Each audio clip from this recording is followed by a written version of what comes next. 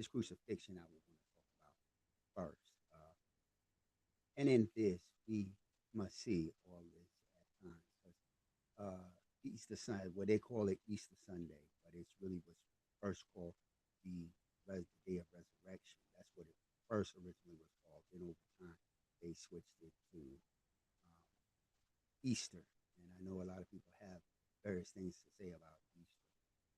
What I have learned is that the reason why it switches sometimes because sometimes in April and the early times in the late part of March, it's because of the moon and the Hebrew calendar.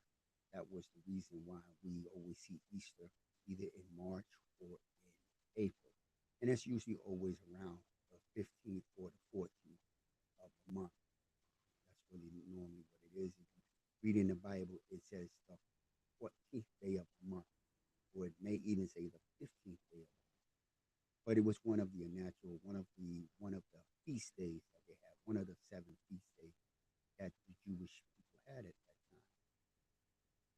time. Here we see uh, Jesus' ultimate sacrifice on on the cross, as we read in Matthew 21, chapter 21, verse 6 through 11.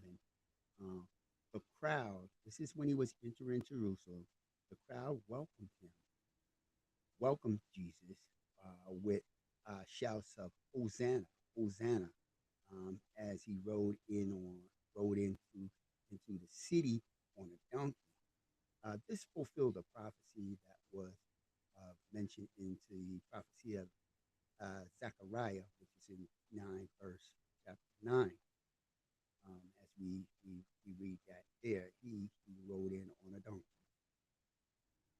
So we could just imagine if you ever saw the movie Chosen, Jesus is coming in. They show a clip of it, where Jesus is coming into the city on a donkey, and one of the two of the priests come out, and they tell him they don't want him going into the city, and you can hear the people in the background cheering, because Jesus was coming into the city. They heard the king was coming into the city on a donkey, and this was prophesied that he would do this. And this is what Jesus did. He was fulfilling every prophecy that was being told, that was told in the Old Testament, as we saw. Every prophecy he was fulfilling in the Old Testament.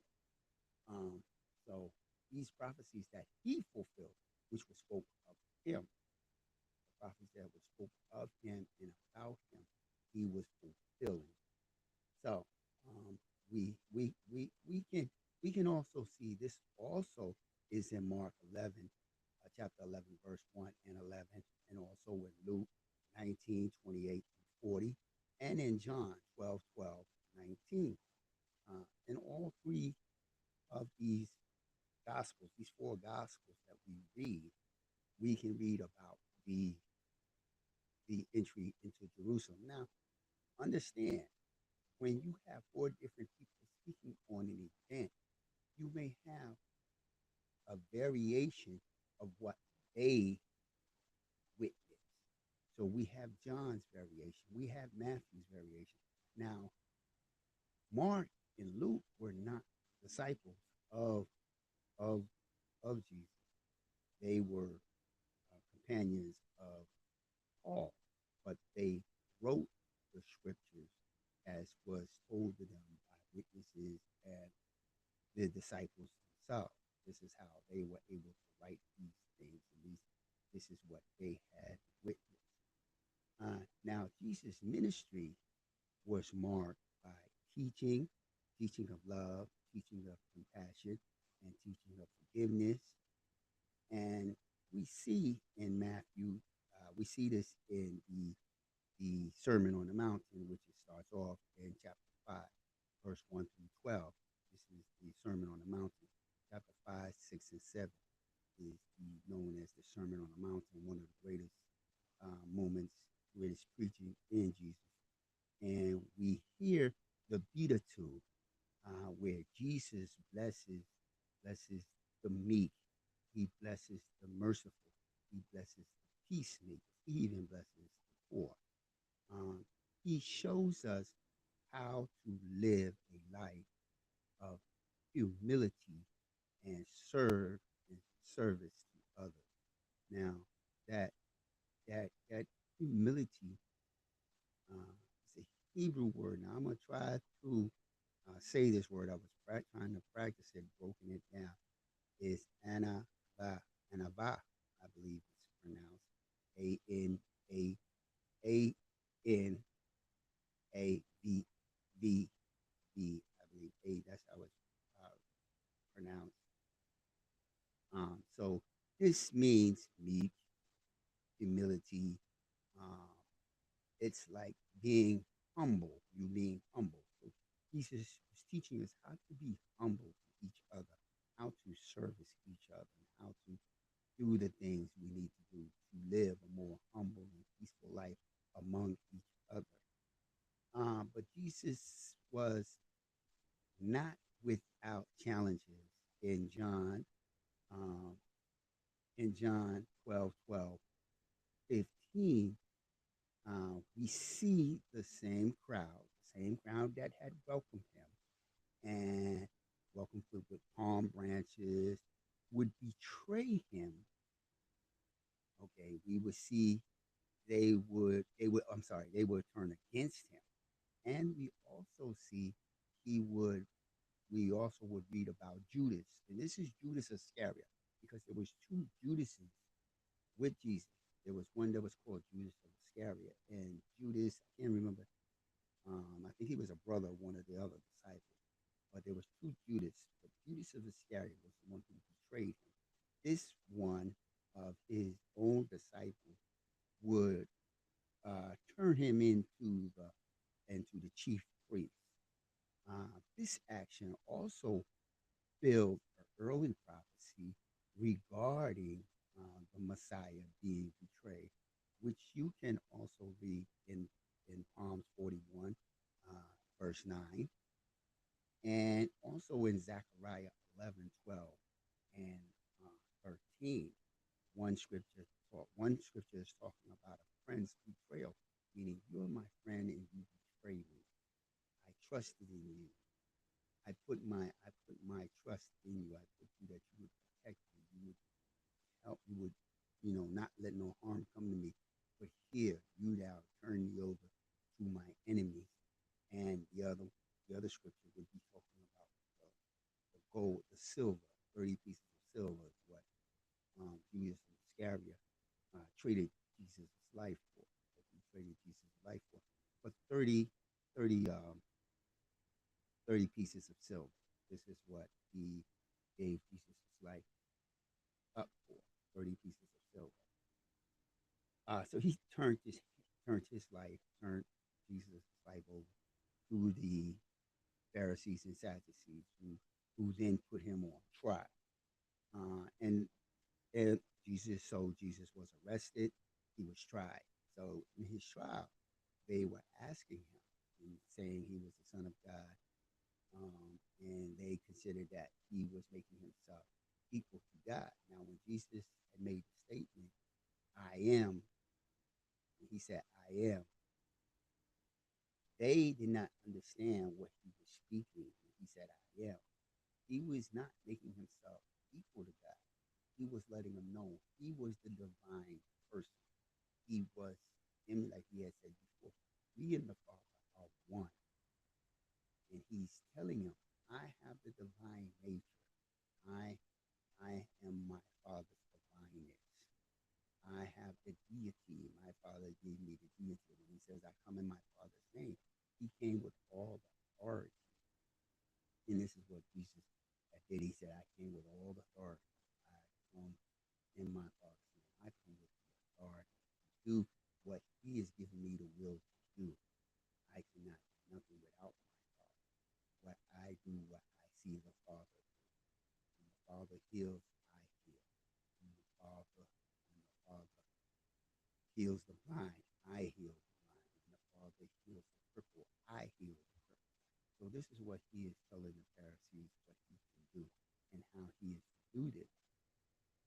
Now, also in this, we see Jesus is crucified. Now, after they find, now remember, they take him to Pilate. They take him to Pontius Pilate, who is the governor at this time of Rome, of this section of Rome. He's the governor. And he tells them, what has this man done? This man has done, he's done nothing. Go take this man and justify him by your law. But they didn't want to justify him that way. They wanted him to be justified by being crucified.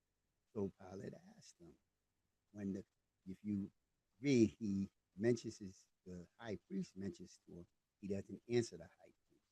But when Pilate asked him, are you the son of God? And he answers Pilate and he says, my kingdom, are you the king of the Jews? He says, my kingdom is not of this world. So Pilate was like, I don't see nothing with it. I don't see anything. He has not said anything that I feel that is corrupt. A lot of people say, well, he's meant he's a king. That didn't faze Pilate. What got Pilate to make the judgment was that the high priest told Pilate that if you do not crucify him, you're not a friend of Caesar. So, in other words, if he didn't crucify Jesus, he was not a friend of Caesar, and that would make him an enemy of Caesar. So, Julius Caesar at this time. So, Pilate was caught like between a rock and a hard place. But he had a little way out, which God provided for this. Like I always say, God has his hands in everything, and he has control of everything because he's doing this the way he wants it done. So what God does is God gives Pilate, they they have an option to give freedom to a prisoner. So Pilate then tells him, you can have Barabbas or your king. This is after they had um, punished punished Jesus and everything. You can have Barabbas or your king. They screamed, the high priest and all of them urged, urged Pilate to crucify Jesus, crucify Jesus. We want Barabbas. We have no king. Caesar is our king. So this is what the Jews said. So after they said that, they said whatever punishment would be on, well, their punishment would be on their hand. So after that, their punishment would be on their hands. And then what happens after that? They they they have punishment on their hands. So he washes his hands of his punishment and sends Jesus um, to to be crucified. So Jesus is crucified, and also to fulfill the prophecy, his hands and feet are pierced. His side is also pierced with a spear, and he cries out, "Father, forgive them, for they know not what they do."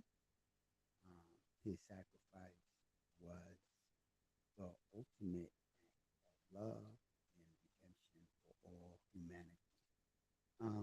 As we go forth, as we reflect on Jesus' journey from triumph to betrayal to crucifixion, let us remember the lesson he taught us. Let us strive to live lives of humanity, compassion, and forgiveness. Let us follow in his footsteps and carry our own crosses with grace and courage.